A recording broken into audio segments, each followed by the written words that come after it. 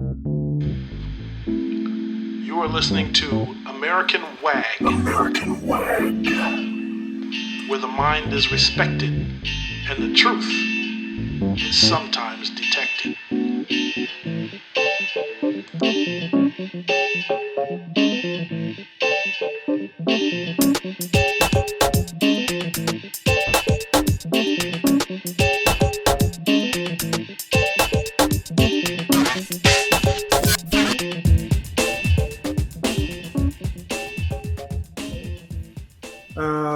Welcome. This is brother and sister for everybody, and I'm Mike. I'm on the West Coast, and you are. And I am Deborah, and I am hailing from the East Coast.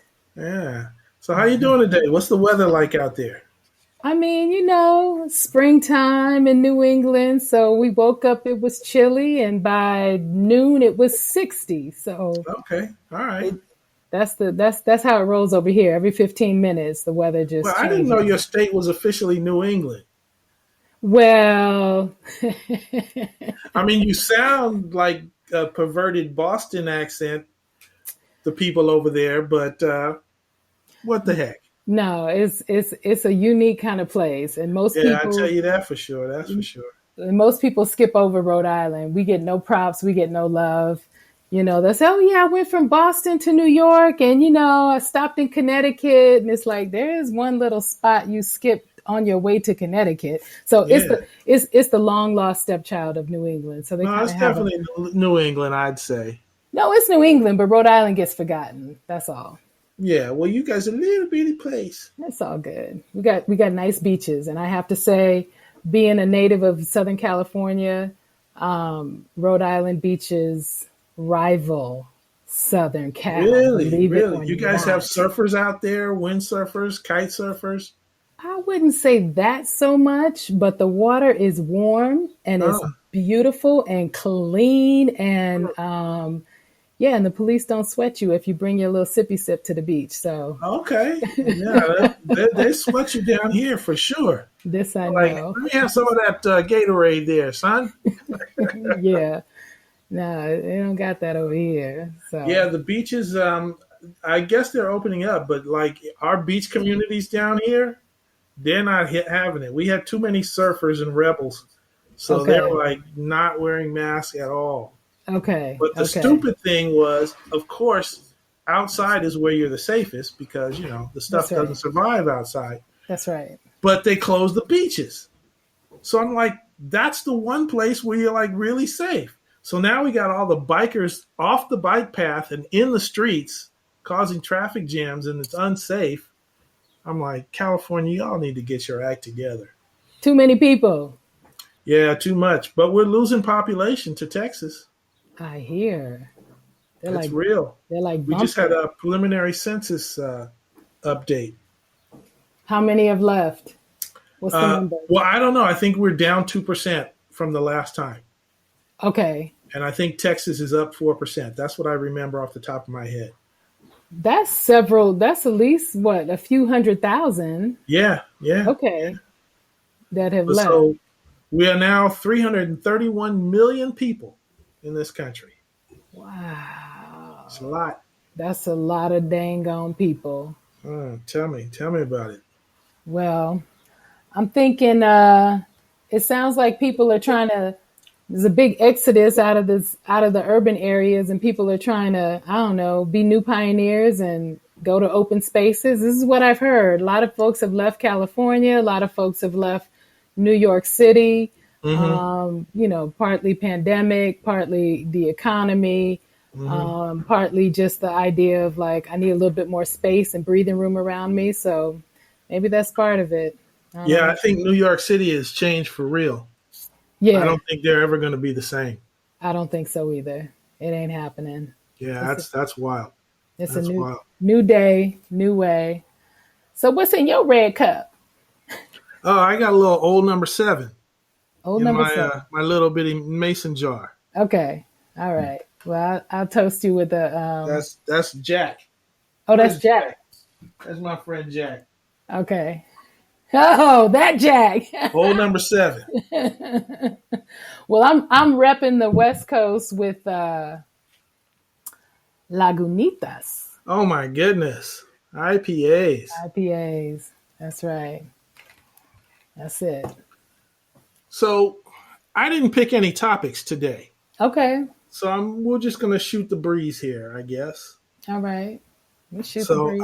I was just thinking about New York. Um, I hear Andrew Yang is running for mayor. Is that right? Yeah. So he was. Now, where is he hail from? Isn't he like New York State? He's from the Stanford Mafia, so he's a West Coaster. Okay. But I mean, when he was running for president in 2016 or whenever that was, This last one, the yeah. last one, no, the one before. No, this No, he one. wasn't No, in the that's one right. before. No, you're right. You're right. I thought he was in New York State. I don't know. I don't know. Okay. I got the feeling he was Silicon Valley. That's where all his credentials came from, Okay. and he spoke to a lot of those folks. But he's down in New York City now. Well, so that's interesting. So what's his platform? What's he talking about? I don't know. I think he's changed his ways like very quickly. I subscribe to some exiled ex journalists who used to be in major media, and now they're all over at Substack. So that includes Glenn Greenwald, Matt Taibbi, Yep. and Barry Weiss, Okay. and who's the other guy I'm thinking about? Sullivan, Andrew Sullivan. Don't know him. Yeah, so these are fairly big shots, and also John McWhorter is over there, and he and Glenn Lurie. Oh my gracious. Yeah, Wow. so this place is jumping off. It's an interesting place, So and it okay, has. so tell me about Substack. What is this? What is this? So I've been blogging for like 20, 23 years, 25 years, and originally when you did it, you had to host yourself, and then they got some hosting companies, then like WordPress, Mm-hmm. and then you didn't have to do your own WordPress. So I went to a company called TypePad, and I was on TypePad for many years. But then people started doing GoFundMe, right, and crowdsourcing stuff, and a lot of YouTubers who weren't able to monetize said, "Well, support me on Patreon." You've heard of Patreon. Oh yeah. So I said, I've been paying $15 a month just to talk because I'm a compulsive writer, but I'm not getting paid. And this platform doesn't have any way for me to get paid without running ads. And I didn't want to run ads. So I said, there's 3 new platforms out there where I can get paid. One is Medium, one is Patreon, and one is this new thing called Substack. So I put stuff out there on Medium, and then I went to Patreon, and then I tried all 3. And Substack was much more friendly to me as a writer. So I could not necessarily charge subscriptions. It didn't make me choose to whether I put this to my paid subscribers or everybody. And I said, I like the flexibility. And then I just kind of ran it for a few months, and now I'm happy with Substack. And now a lot of people who are writers first do Substack. So I'm happy with it. And the guys you mentioned, McWhorter and Greenwald, these guys that started Substack. Is that what you're saying? Or they? I don't know exactly who started Substack, but these were guys, especially Greenwald, who actually had started his own newspaper, The Intercept. Yeah, no, And yeah, but he got got canceled out of blacklisted. his own. Yeah. Because So he he's started like, asking too many questions. They didn't like that. right. So he said, I'm going to go someplace else. And what I didn't know about Substack was they were taking the risk and saying, for you writers who have big audiences, we're just going to pay you. We're going to just take a chance. And if you have 5,000 readers on a regular basis or 10,000 readers on a regular basis, they write a number on a piece of paper and say, we'll front you this for a year, and you get a percentage depending on what your readership does. And so now I think Greenwald at least has at least 10,000 paying subscribers who pay him $5 a month. So do the math. This is Okay. not chump change. Okay. So So I'm you're like, kind of an independent contractor yeah, who has your work posted, independent writer. Yeah, independent writer, but Substack is the medium that holds your work. yep, Okay. yep, Wow. So yep. that's great. So that means that they don't have there's no political ideology. So you're not writing like, oh, And you edit your own stuff. okay. You don't have to submit it for approval. Okay. That means your spelling mistakes go right out there. Grammarly. Yeah. So what I did is like I had a couple lists of emails of people who made comments on my blogs over the years.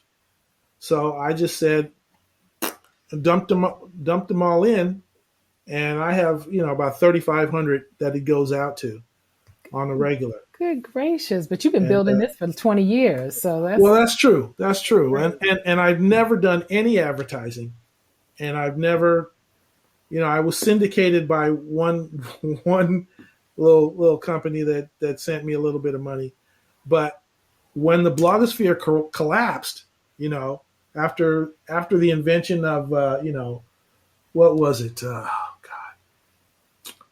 the Huffington Post. So basically, if you scroll back the time, nobody paid attention to the blogosphere. The big newspapers did not, and they were just thinking, okay, well maybe we'll do some web stuff. But I was big when the blogosphere was big, Okay. and there were lots of ways to connect and get more people. But plus, I was overtly political.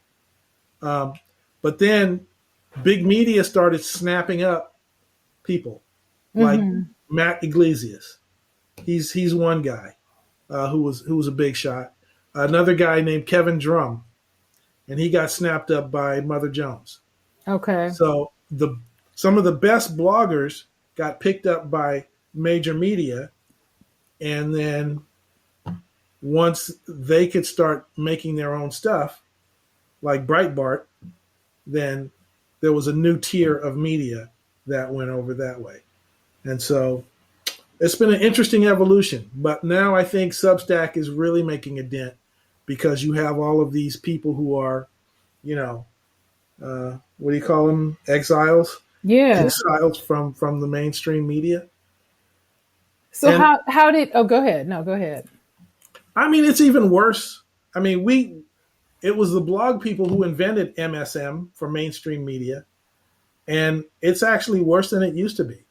I Hmm. mean, CNN is so bad, and they all tell the same stories, and it's just there's no investigative journalism. There's not much interesting creative writing.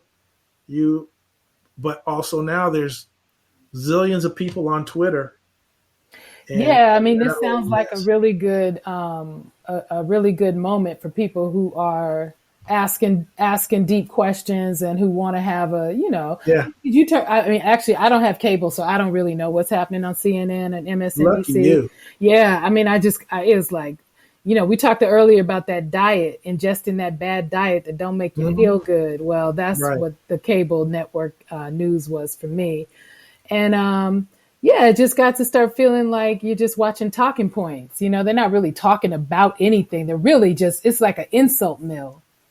Who It are you going to is. insult today? they're not Right, really, right, right. they're not Talking, really asking insulting questions. heads. It's Yeah. it's really interesting because it Yeah. goes back before that. I remember I used to watch McNeil Lehrer News Hour. Remember those guys? Oh, yeah. They had Charlene Hunter Gold Yeah. and David Gergen, and they were pretty decent. And then came along the McLaughlin group. Hmm. Remember those guys? I know. Yeah, I Oh didn't my God, follow, they were but I do. so bad. They Okay. had Peggy Noonan, Morton Kondraki, and McLaughlin himself, and he was just like, it was a circus. It was a circus. Not And saying anything interesting. well, they cover the things, and that was when oh, what was that guy's name? He married Mary Matlin. James Carville. Oh, you mean like Clinton's Yeah, that his guy. guy? Yeah. When they would just like, there was only a small circle of people that would get onto the Sunday morning talk shows, and that was it. And some of it was good. I remember Bob Maynard, the publisher of the Oakland Tribune, Hmm. would be on there. Bob Maynard and Cokie Roberts would be on a Sunday morning show with George Will. I can't remember the name of that show, but that's 30 years ago. I was gonna say that sounds like the beginning of the '90s, Yeah, uh, yeah. and it seemed like it. Well, it seems to me it kind of went downhill after September 11th. That's when I Mm, really started to see a downturn interesting. in the coverage of what we Hmm. were. That's when you started to see like all this funneling of these small independent kind of news organizations into these big conglomerates. And then when you go from one station to another, you're hearing the same story recycled, Yep. and somebody did an interesting piece some years ago where they basically created not a Venn diagram, but you basically got to see it was like an organizational chart for the media. You've probably seen it. And Hmm. so what you started to see was how all these, the big CNN, MSNBC, all the way down to local news, there's only like two ownerships at the top. Yeah, So I wouldn't be surprised. you got two stories, and then you got local news that just talks about weather and accidents and who got shot. Right, But right. pretty much on the national news circuit, you really weren't getting in-depth analysis and deep journalism or anything like that. So That's we've true. definitely seen a change. But it's nice to see that people are, still thinking independently and creating an outlet like Substack, which I think somebody forwarded me an article from that was published on some Substack maybe a couple of months ago. That was the first I'd heard Okay. of it before. Yeah. Yeah. So it's nice to see there's a variety there. I'm surprised There, McWhorter's there, but good for him. He's a controversial guy. yeah, it's funny. I first came across McWhorter when I used to subscribe to the City Journal. So when I was doing the Black conservative thing, uh, there were people at a joint called the Manhattan Institute, and their regular outlet was the City Journal, and that included McWhorter and a couple other folks who were pretty controversial, whose names don't come to mind. A couple women, um, but yeah, it's been a while since I did that thing, that Black conservative thing. Well, that brings us to an interesting topic, and we may not be able to do it today, but I think it would be really interesting for me anyway, since we is kind of related, Sort of, kind of. to talk about, the arc and the trajectory of your own kind of political ideology, your Hmm. interest, how that's changed over the years, Hmm. from what you talked about, say 20 years ago when you first started blogging and how that's Hmm. evolved. And Hmm. then what brought you to writing or being interested in, like you said, the Black conservative, and then to where you are today. Should we save that for another day? Yeah, that's a long, boring thing, and it's not all about me. No. Sometimes I wish it were, but no, it's interesting. Well, I can say really what I'm about now is that I am kind of writing my first autobiography, and the reason why I think I can do more than one is because Frederick Douglass did more than one. And so when he wrote Up from Slavery, I was like, well, things have changed. So what if I call mine Up from Freedom? And how to what degree have we gained freedom in the US? And one of the first things I would say when people came at me, oh, you're a Black conservative now. What's up with that? And I said, well, what did Malcolm X say about the method by which you gain freedom? What's the answer? Come on. By any means By necessary. any means necessary. So this is a means. So what's wrong with that? Oh, well, you're. and I heard it every which way you can imagine. Uh, but and then they tried to make it about me and not what I was saying, and that just happened.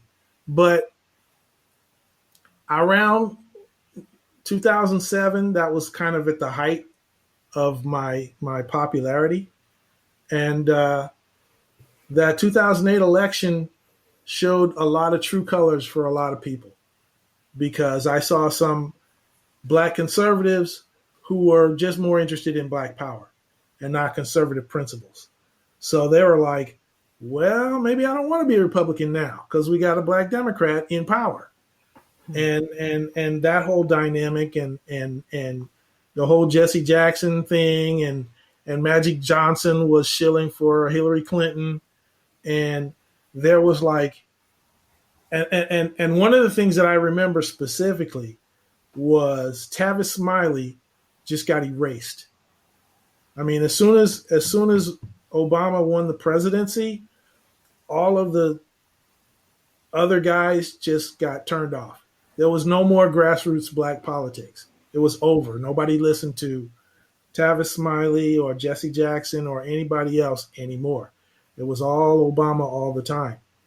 And that was just a dynamic that for me, I mean, I didn't mind, I didn't care. It was interesting, but it was also people who were talking that they say they're about principles.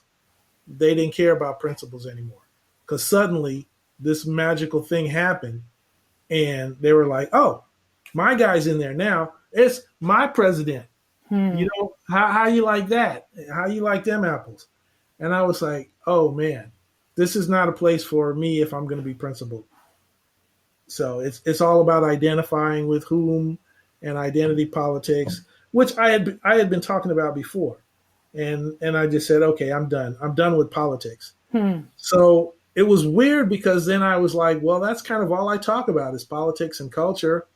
What am I going to talk about now if I'm not going to shill for any side? And I wasn't really shilling, but Well, it you was. maybe not shilling, but you definitely had a perspective. Yeah, part of it is like you struggling. It's like when you leave home and you say, I'm never going to do like this like my parents did. And you keep going in that direction like, well, my parents didn't do this. Well, my parents did that. And then that's all you talk about, but you haven't done anything new for yourself. And so that's when I finally got into um, just like I should do more philosophical things. I should continue, what I write. And then I had several projects, each of which it wasn't conservative. That was the interesting thing.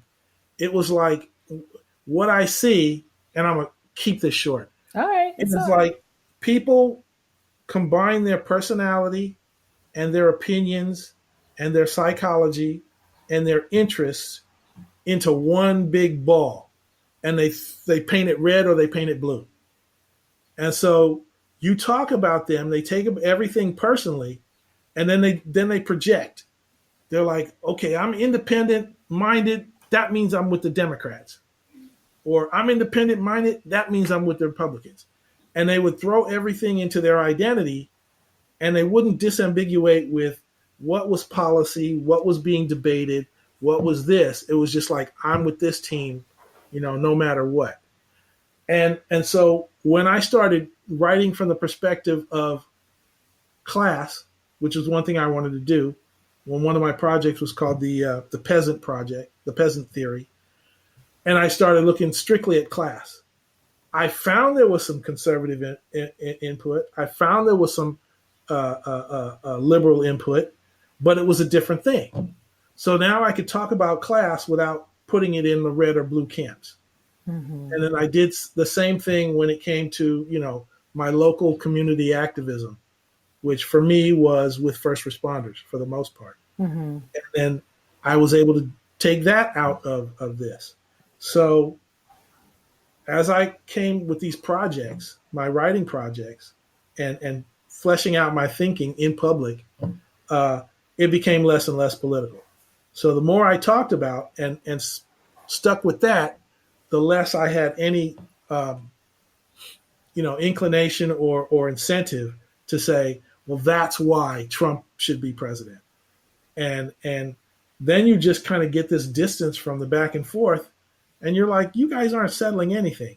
You're like, you don't even have Proud Boys in your state, but you're going to talk about Proud Boys all the time because it's a talking point, just like you said.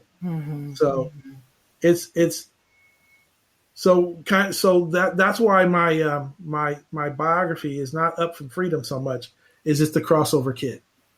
It's like I've been here, and I go there. Okay. And that's what I like to do. And so I have learned lessons from all over. It's really cool. It's really cool. I think because we've talked before, some of our conversations have been, deeply philosophical, thinking about why we think about thinking about how we think and all those kinds of things.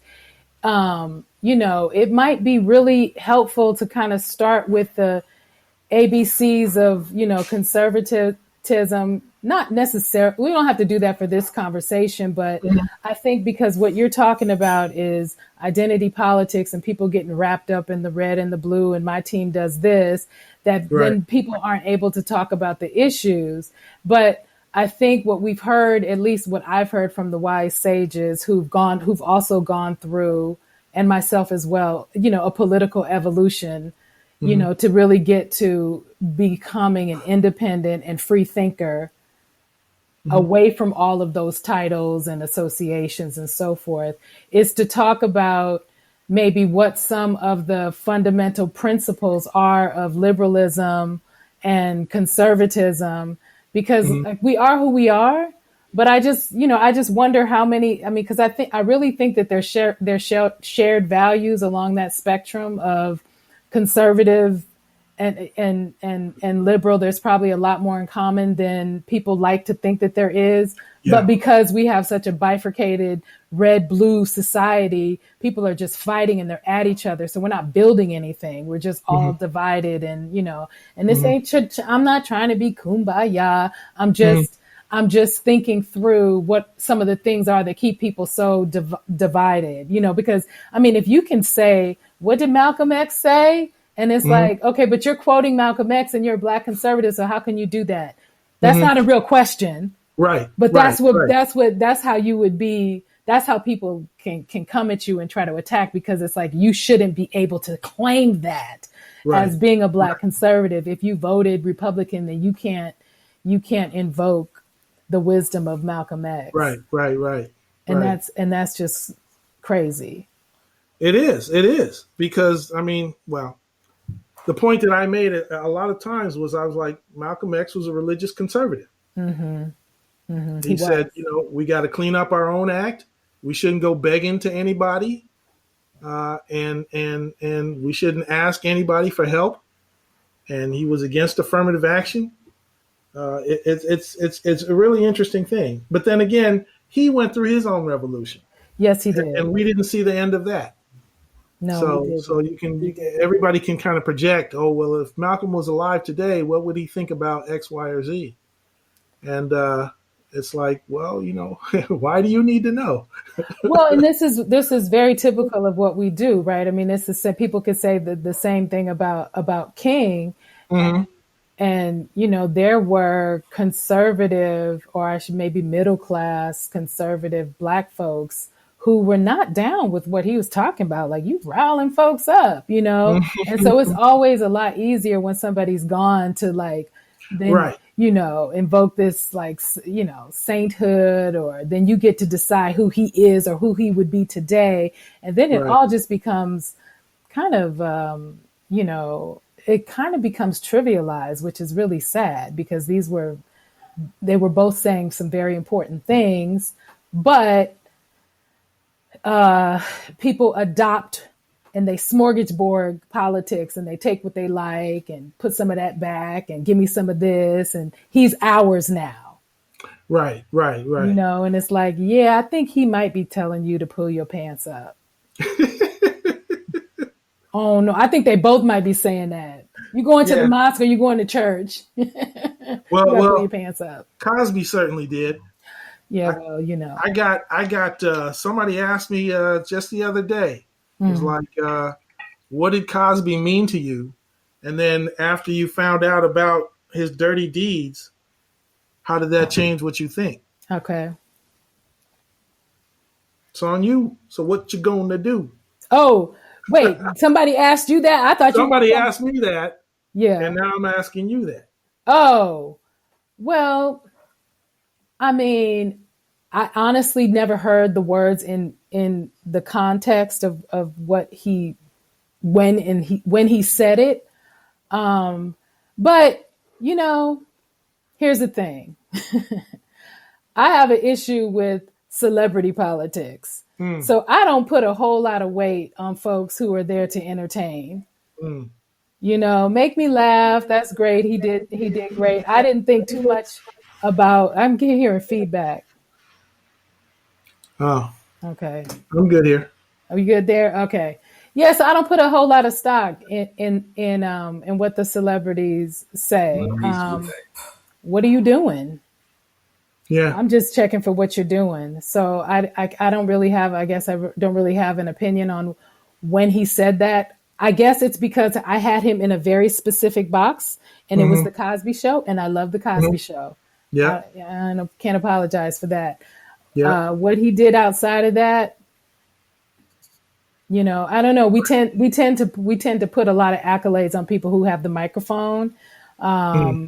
and call them our what's the word? Our role models. Mm-hmm. You know, I'm my kid's role model, and you are your kid's role model. Cosby's not my kid's role model, so I'm not Word really booty. worried. I'm not really worried too much about what he's saying. Yeah. Not that I couldn't have, not that I shouldn't or people shouldn't push back. I'm just saying my own personal thing with the celebrities and when they get the microphone, Mm-hmm. I'm just not listening too deeply. Mm-hmm. Yeah. I always say roll monkey. Was that? Same thing. Oh, Because you got to yeah. get up there and dance and say, hey, I know what success is. Listen to my story.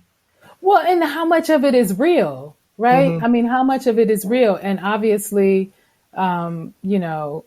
his behavior was borne out. So how much of what he was saying behind the microphone when the cameras were on and what he was doing when the cameras were off, I mean, there's some discontinuities there.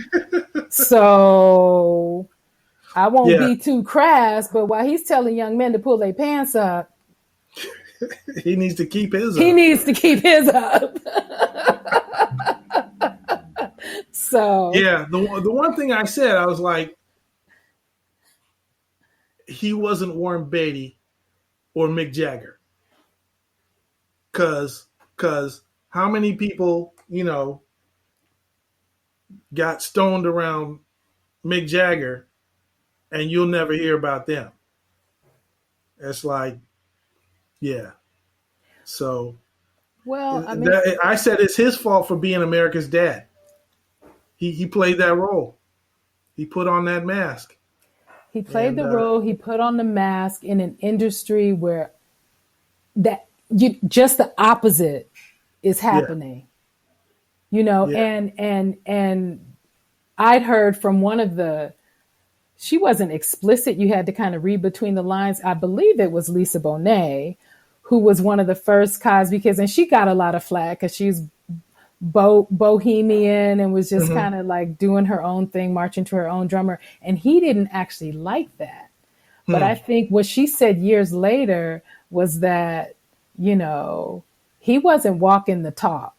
mm, And mm. so she had to bounce. So whatever she saw, whether it's true or, I mean, like I said, Right, right, what right. played out 25 years later. And, Yeah, that's I, that. I definitely think he had a whole bunch of "Don't you know who I am" on his sandwich, Yes. Yes. and not so much meat. Yeah. Yeah. The ego. Uh, The yeah, ego. It's a that's dangerous, interesting. it's a dangerous thing. Yeah. It is. It is. It is. What Yeah. happens? What happens with all? If I like the saying that Prince said Hmm. that sooner or later you get the audience that you deserve. Mm. No matter what you're Mm. doing, sooner or later, them respond. Them respond. I like that. You I know, like you that. know, you gave me my first Bob Marley tape. Is that right? You did. And until that moment that you gave me that Bob Marley tape, I knew maybe five reggae songs, like From Exodus, Exodus album. right? And what was that world? Third World, Yep. and that Stevie Wonder's "We Be Jamming." Okay, we can kind of slide that in as a Right, right, little right, reggae right. But sound. that was basically it. Yeah. And then so I listened to that tape, and I was like, oh, I know a few of these songs, but some of these other ones, I'm like, wow. Do you remember what was it one artist or did I give you like a compilation? I don't You even gave remember me the this. Exodus album, Oh, okay. so Okay. that's like 8 or 10 tracks, which just doubled my. Yeah, I think I maybe knew Lego Beast by Steel Pulse Oh yeah, that was a good one. and Chanta Sama Day, Oh yeah, that's a good one too. right? And that was about it. But Uh-huh. then I listened to that and I was like, wow, this is good stuff. And I just never listened to Bob Marley before. And Wow. it changed a lot. I was like, oh, this is good. He has This some Buffalo stories. so and today the reason I mention it is because I'm ripping CDs. So I have my home library and I've never seen the lyrics for these.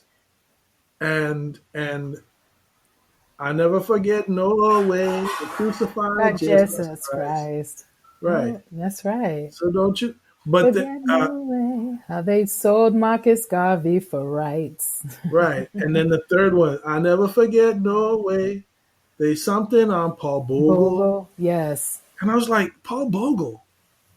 And I was like, oh, I don't know who that is. So don't you forget, no, you who you are and where Where you you stand stand in in the the struggle. struggle. That's right. Yeah. Yeah, no, So he was telling some truth, yeah, yeah. and I also think we should. and then there was a history lesson in there too, because I had to go find out who Paul Bogle was. Yeah, yeah, I didn't yeah. know who Paul Bogle was. Right, right. So And as yeah, a child, I was probably 19, and I thought he said they sold Marcus Garvey. I thought he said for rice. I thought it said for ice. Oh, Yeah. so So yeah, yeah, it's important to be with the music, right? it We can is. But we learn also, something. you think about how much music and their lyrics influence us, and we don't really know all the words. We know how to move to it. We know how it makes us feel, but we don't even know what the true message is. I don't think anybody knows all the lyrics to an Earth, Wind, and Fire song, like Reasons. Oh, What does that yeah. mean? And what is the Serpentine Fire? I don't know, but it sounds beautiful. I want to see Exactly, it. exactly, exactly. It's so funny. Well, what's Strawberry Letter 23? For What's a real. strawberry letter? Who are the I brothers know. Johnson? I know. No, And the it's song was Strawberry Letter 22, oh, it's but he 22. sang Strawberry Letter 23. See, look at that. Yeah. Look at So that. I always yeah, it's thought it was crazy. 23. Man. Yeah, we should have a conversation about the music and the power of music to Absolutely. how it Absolutely. changes us and tells a story, shapes our life. Hmm. Everybody can relate to when a song comes on and you hear it and you haven't heard it in a long time. It can just transport you back to a moment, and Hmm. then that moment, it's like it just brings it back to life again. So Do you yeah, have that like when you're driving and you go past a certain corner yeah. and you remember the last time I was at this corner, this song was playing? Or you Mm, hear a song and it reminds you of a particular place? yep. Or a That is smell. crazy. Oh yeah, Yes. Yeah, I know. It's magic. It's it is. magic. It's amazing.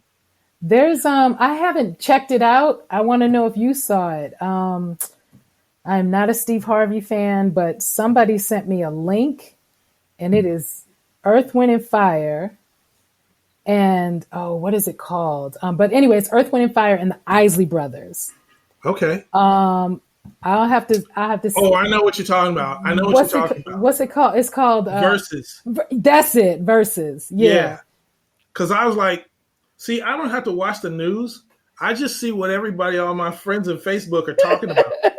Right. So like, it was a week going on, and people were just like, "Well, what about this versus this?" And I was like, "Okay, that's what that's all about." Yeah. That's crazy. Yeah, but when you said when you asked about the lyrics of Earth, Wind, and Fire, and if we knew I was like, here I am. I think I know all their songs. I'm probably still saying the words wrong. And then here's Maurice White and the other cat whose name I can't think of right now. Verdine White. Is that? Oh, okay. And they're singing on the verses, but it's slowed down because these cats are like 70. Oh, right? So they still sound great, but the singing is slower. And I said, that's what he was saying all this time. It was great. Well, you know, Philip Bailey was the other guy. That's right.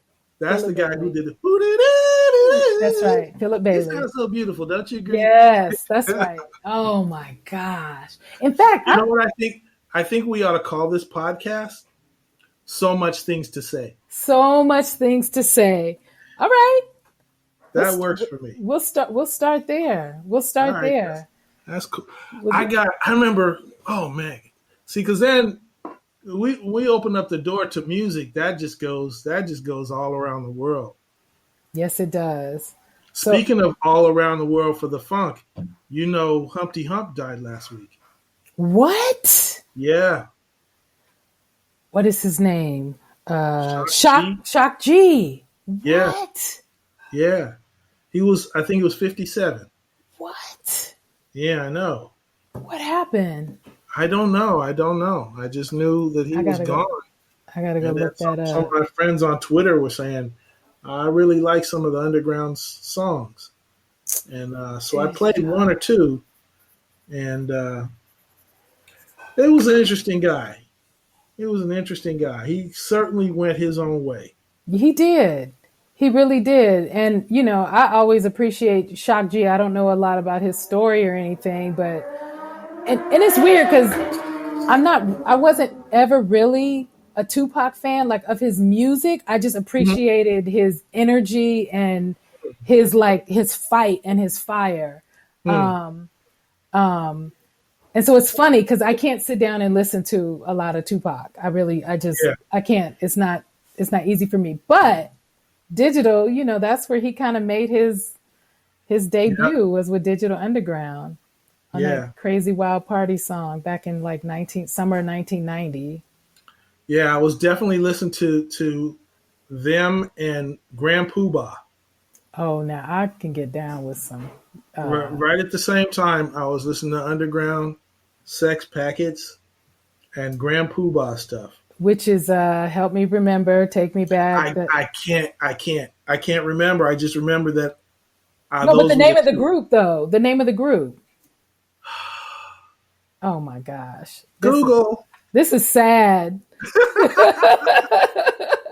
This is where the gray hair. Honey and cool. Oh my God. Oh wow. Really sad. He was with Brand Nubian. Thank you, Brand Nubian.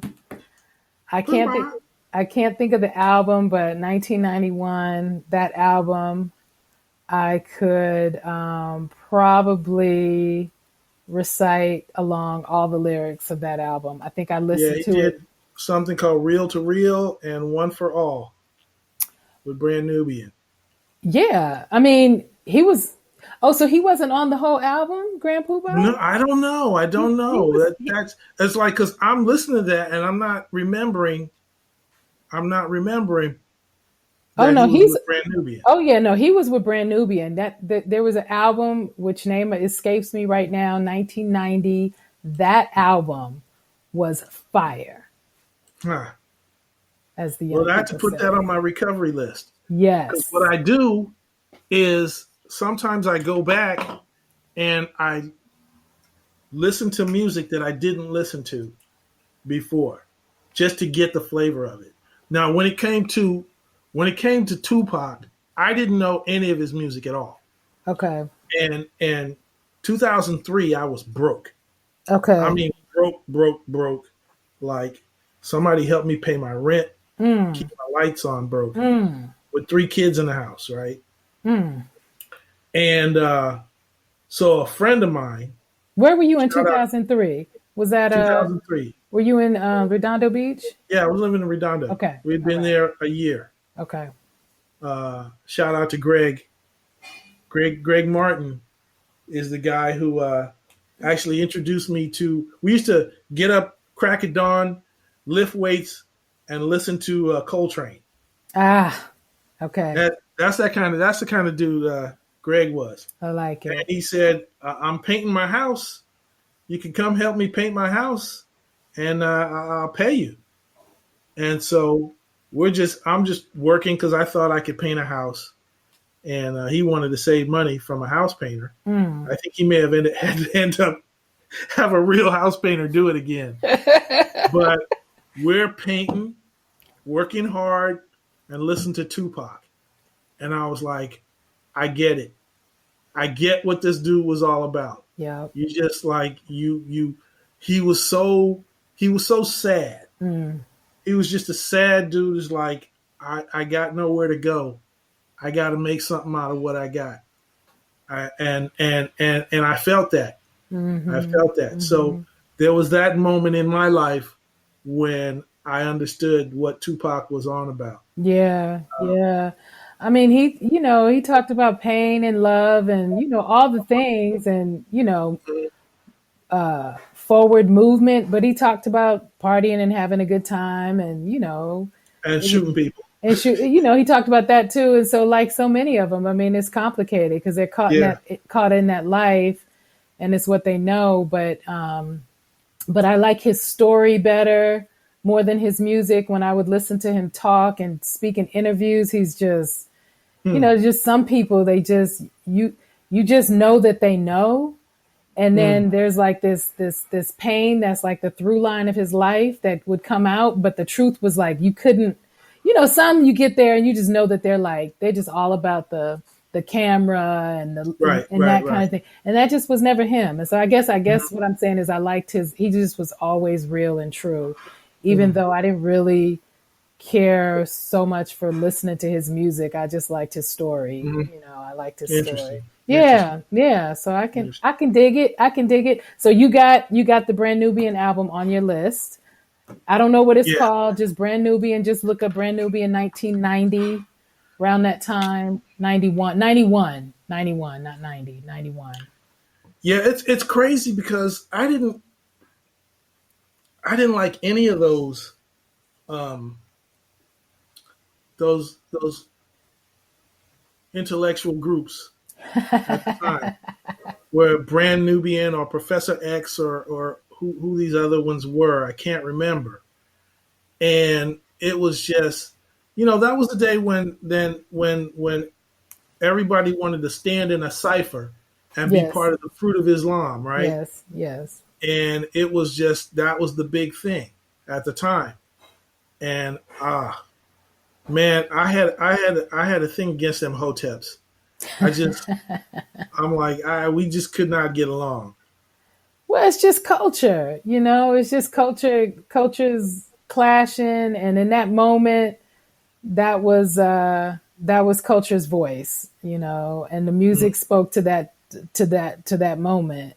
And it's like, I think I'd rather take that than whatever this stuff is we got here now, whatever this trap right. music or whatever this stuff is that they're putting out there now. But yeah, I hear you, and I could listen. I didn't want to be a part of it, but I Mhm. appreciated the stories. I appreciated some of the lyricism, the musicality. I liked that. Yeah. Well, when we come back the next time, Uh-huh. thinking about what we're going to talk about, um, you also first gave me my first NWA mixtape. What? Stop Yes, you lying. did. So, and it sounded like it was live. So I think about my sister as a rebel. Couldn't wait to get out of the house, and you would be like at Eve After Dark, or I don't know where you were partying, because I was at Funky Reggae, and Well, you gotta help me with the context, and you gotta give me a year so I can know what you're oh, so talking this had to about. be 89, Okay, 89, so 19. 88 or 89, Okay, okay, because I remember when you gave me that tape, I probably had not listened to Public Enemy yet. okay. So I remember I used to go out after work and I would go party at Funky Reggae and White Trash, right at Osco's Disco in Beverly Hills, just south of the Beverly Center. Yes, I remember Oscars. Okay. Yes. And I was dancing. See, this is my little if I ever get introduced on Jeopardy, they'll say, yeah, I danced with oh my God, now I can't even remember her name. She was in White Man Can't Jump, fiery Hispanic girl, Rosie Perez? Rosie Perez. Yes. Yeah, I danced with Rosie Perez What? at Funky Reggae. And that night, we were on top of a speaker, like we were go-go dancing, right? And that's when they played Dope Man. And it was Dope Oh, Man, Dope Man. Everybody's doing the okay. pogo in it. Dope Man, Dope Dope Man. man.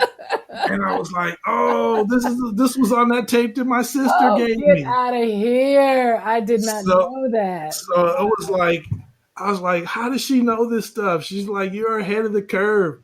You were out there, girl. You were the rebel. Well, I was the rebel, but really, it's funny because I couldn't get in any place. I was 19. So seriously, like I had this one friend, Sean. He was like, he was like my best guy friend.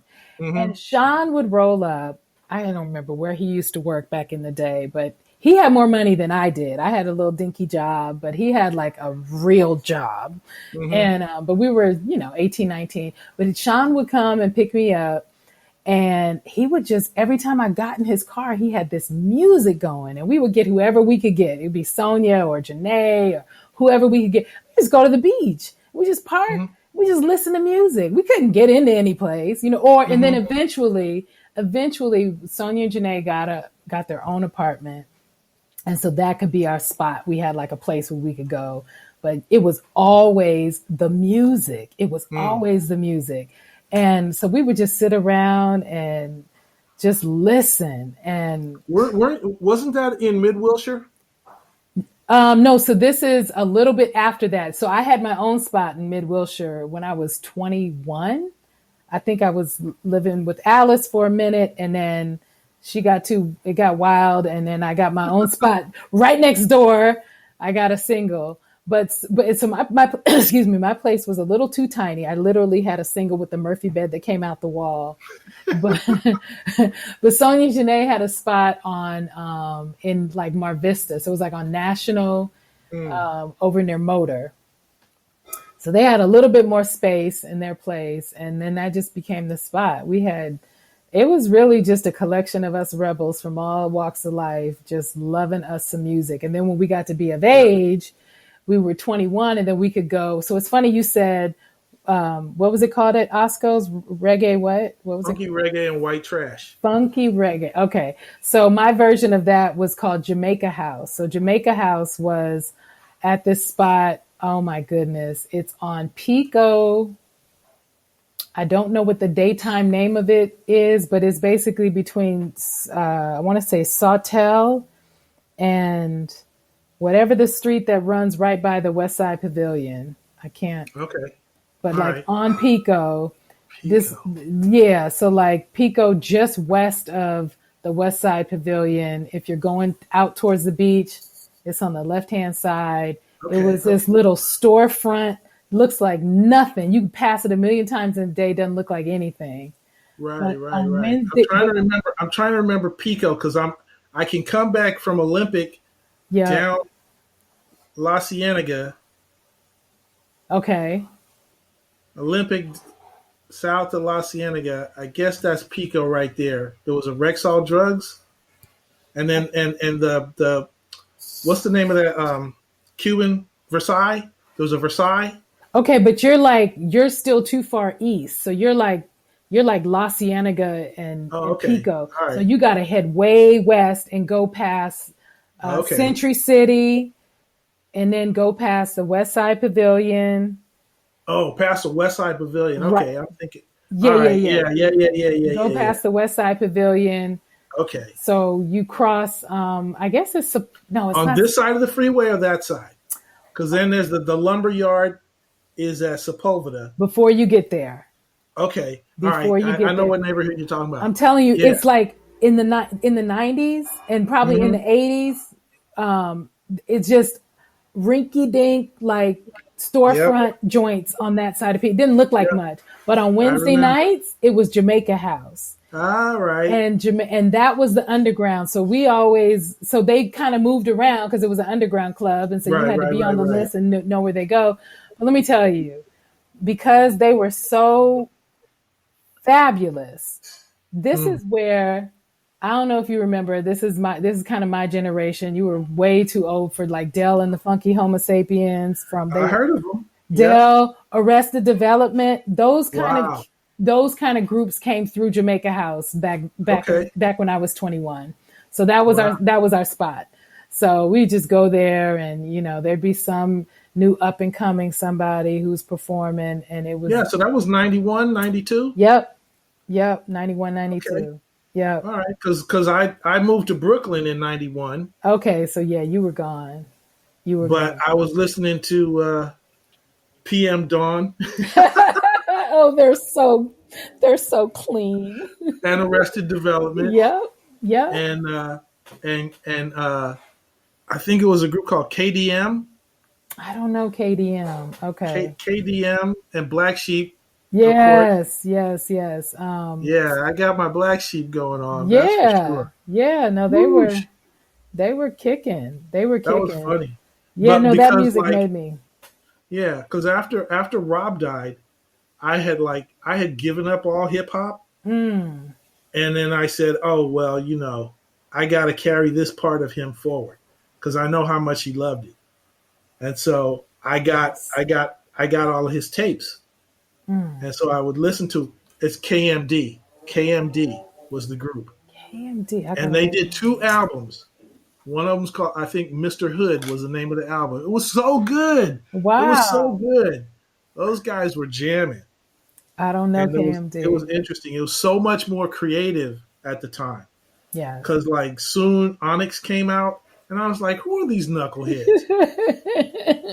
But Yeah. it was a moment when you had De La Soul and can I kick it? Tribe Called Quest. Tribe Called Quest. Tribe Called Yeah, Quest. the back end, the low end The Low theory, End Theory, Midnight and you had Marauders. Arrested Development. They got two albums out there, Yep. and it was like this is the new thing. But Yeah. then it got just smothered by Onyx and the gangsters. Yeah, I mean, it got kind of raw, but I mean, actually, I think it's a little bit in the reverse because NWA and Ice Cube. Well, no, it was on the both sides, but Hmm. there was definitely. Well, so the NWA came before Tribe Called Quest, so we kind of had like this Zulu Nation, conscious black, and they were all The part of native Zulu. tongues, Yeah, native the tongues native is what tongues. we were Yeah, it talking was a about. Zulu. Yes, Yeah, right. So Tribe and De La, and Moni Love, Moni Love, and oh mm. yeah, it was just on and Jungle on. Brothers. Thank you. Yes, yes, all of those cats, and then it kind of. So we were there for a minute, and then in comes Dr. Dre and Snoop with the Yep, lowdown yep, West Coast, yep, that whole thing. yep. Yeah, and then it was done. I don't They think destroyed it. Yeah, Everybody. yeah. I don't think we ever really saw that emergence of. I guess what they called it conscious rap. Mm, You know, yeah. until Lauryn Hill came, and then she said, "I'm Oh gonna well, bring it back." I will say I will go on record Yeah. as what I am right now, because there's still some stuff I probably still don't know because I haven't recovered it. Lauryn Hill made the last great hip hop album. Amen. That was a miseducation. That was it. After that, No argument for me there. and I was trying. I can remember like saying, hip hop, what happened? You know, and then even Fishbone fell off after a while. And then they had Stakes is High. De La Soul Stakes is High was the last one, really, between them and 96, 97 when Lauryn Hill came out. And I was like trying so much to hope for like Steve Coleman and Metrics. Not There was still some underground rappers like a dude named AC Alone, Oh, I remember AC Alone. Yep. AC Alone, and then I think maybe Black Thought was in this, but I never really identified him with his music. I don't know. There's just some voices that I know when I hear them that were with Steve Coleman and Metrics Okay. because they did an EP called A Tale of Three Cities, Okay. which I just ordered it off Amazon because I lost my copy, and there's some bad stuff. It was awesome. It was Wow. awesome. But Steve Coleman because Brian used to hang out with his piano player, Who's that? and I can't remember this guy's name, Okay. but he used to play piano with Steve Coleman, and he came out to L.A. and he had a concert at the Mondrian, and Brian was hooked up in the jazz scene here in L.A. And so there was that dude and Steve. The funniest thing, I meet the guy after his concert because I say, hey, I'm Brian's brother. Yeah. And he says, oh yeah, yeah, how's he doing? Because he also used to go to the World Stage in Lamert Park. Uh-huh. Uh-huh. And so I'm like, well, I really liked your stuff. And he says, well, what do you think about it? I said, it sounds like Steve Coleman, but without taking itself too seriously. And he cracked up. And I didn't know that he was Steve He was Coleman's him? pianist, and Oh, he it had was left the him. group. Oh no. So I was like, oh my goodness, that's wild. That's wild. Wow. Wow. Full circle. Yeah, no, Yeah. I gotta check them out. I don't know them. But when you said Black Thought, you talking about from Roots? The Roots? That dude?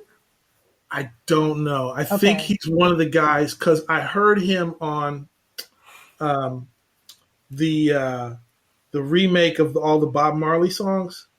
Okay. I don't know that one. There was a hip hop version of the Bob Marley called oh my god. Anyway, it was a great album, Okay. and I listened to that one a lot. Played that a lot when I was in Altadena. That's Wow. crazy. Yeah. The music, man. The Chant music. Down Babylon. What's that? What about that? Oh, that was the name of the That was the name of the Oh, album. I kind of remember that. Yeah, Chant Down Babylon had Chuck D on it, had some other folks on it, Okay. and that was a really good album. And I think Black Thought was one of the rappers. And I said, oh, he sounds familiar. Maybe I heard him in this other stuff. That's Roots. Yeah, that's Roots. That's probably why. Because that was kind of the end of it, though. For me, I was just like, I used to love hip hop. Now I don't. Right. Well, it changed. It does. It does. It does change. It It's be like, it became something else. And I mean, Lauryn Hill, she mused on she talked about that, because mm, and that was part of her struggles is because mm, they really wanted her to be like this. They just wanted her to be something she wasn't, and she just was like, I'm not in that yeah, for this. But yeah, I mean, the Hollywood machine just kind of, when they commodify it and they like make it about money, and then everybody has to be like like turn it Right. into an empire instead of the Right. artistry. It's like, okay, Right. never mind. You guys are trying to do something else. But Yeah. but her talent was undeniable, and she still got it. So Yeah. I heard when I make a pilgrimage every 2 weeks, 2 or 3 weeks downtown to my new favorite place, which is the hi-fi audio place downtown. So I can look at these giant speakers and like, "Ooh, one of these and days, one of these days." get your happy on. Yeah, but I heard an acoustic album with Lauryn Hill there, and I was like, "What is this? Yes. This is amazing." Is it the unplugged one? I guess so. I Yeah. guess so. Yeah. I completely forgot about it until now. It's like, yeah. Yeah, no, I would listen to Unplugged. I think I broke the tape. No, I had a CD. No, I actually had a CD. And so this was like 2002 when the Unplugged thing came out. And I don't know if you remember those little contraptions in your car, because I had a little Jetta, so it was just a cassette player, right? So Right. you put the cassette player in, and then there's a little adapter cord that connects to your CD player, so you can Right, play right, your right, CD right, player right, through your cassette. right, So right, right. I broke all of it with that. I Yeah. just played it over and over I had and to pull over out in again. my BMW. Oh, you had the fun! Remember that? Ah, That people that's used to stick funny. under the seat in the car, Yeah, I'll you put it know, in the trunk. or put it in the trunk. That's funny. Every time I hear boom, boom, boom, boom, boom, boom, boom. Now coming back, Tonight. what was that dude? Oh, now coming back. Oh, Chub Rock. Chuck Rock jumped up on Chub the scene Rock. with the lean and the Hockeyville green, the beans of the massive, the Yes, yes. Every time I hear kids. Chub Rock, Yeah. that reminds me of my old BMW with the pull-out stereo. I swear to God, I went on a date and this girl said, "Oh, I'm gonna steal your radio." Oh, so you were like, I'm gonna put it out of sight. Dang! Oh man, talk Um, about bad dates, man. We went to Denny's and played Tonk. wow. Now that is one for the ages. Whoosh, I guess man. I guess money was tight. That's all. Yeah, yeah, yeah. Money Mm-mm-mm. was tight. So we got to do this again. This was great. Yeah, this is fun. This is fun. This was fun. So I didn't even start talking about those scholarly books you have on your shelf back there. we'll do that next time. Cool, cool. We'll do that I love next you, time. sister. Love you too. So we'll do it All right, again. All right. You take care. absolutely. Take care. All right. Talk to you Talk to you soon. later. All right.